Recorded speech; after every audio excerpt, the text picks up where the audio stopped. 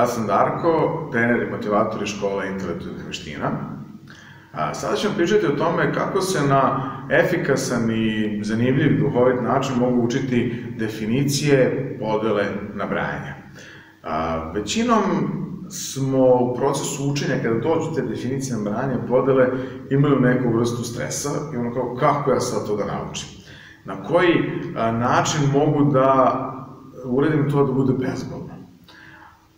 Postoje određene neke tehnike, kako se tehnike pamćenja mogu iskoristiti i u učenju definicija, odnosno podela, i na jedan interesantan način da to učenje bude prava zabava i da sa osmehom učite definicije.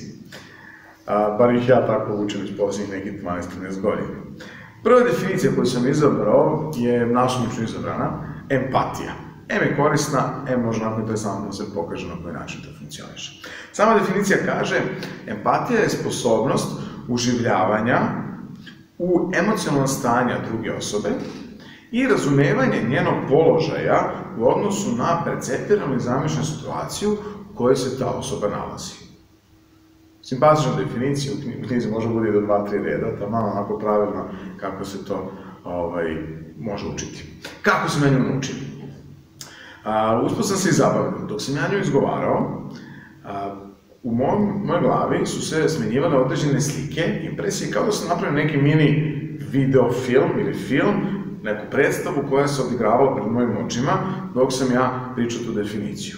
Šta je poenta toga? Da povežem te neke ključne, bitne reči iz definicije koje treba da zapamtim sa onim što sam zamislio u svojoj glavi, što mi pomaže da na vizualan način predstavim taj pojam u svojoj glavi, da bude duhovit, drugačiji, interesantan.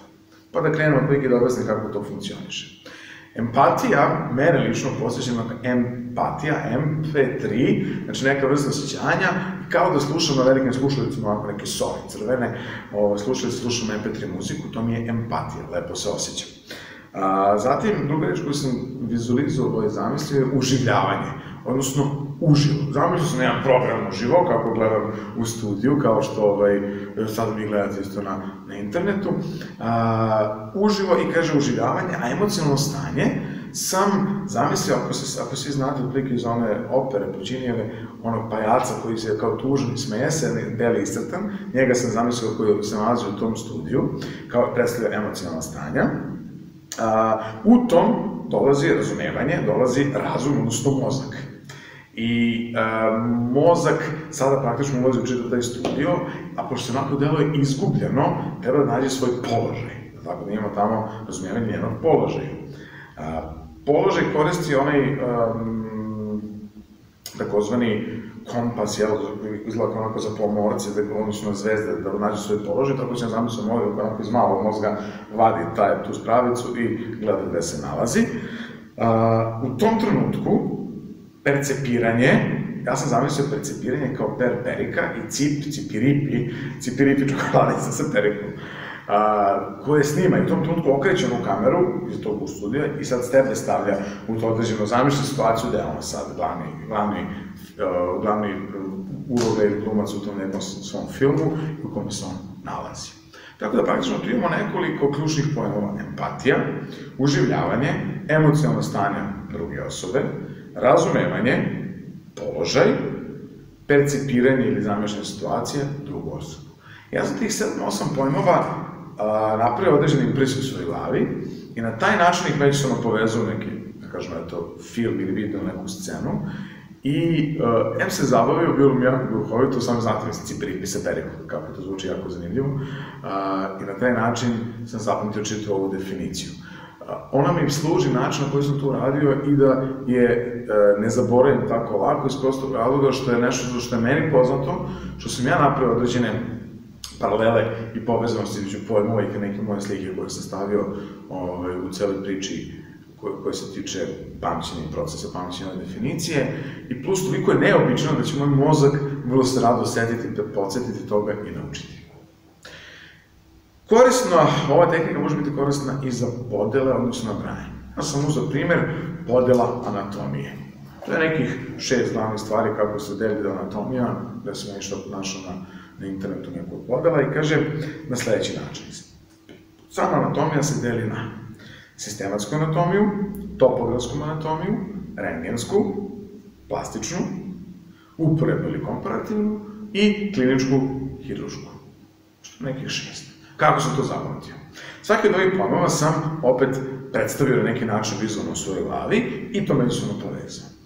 Sistematska, svi smo išli na sistematski pregled, pa sam zamislio kao stetoskop da nas neko pregleda.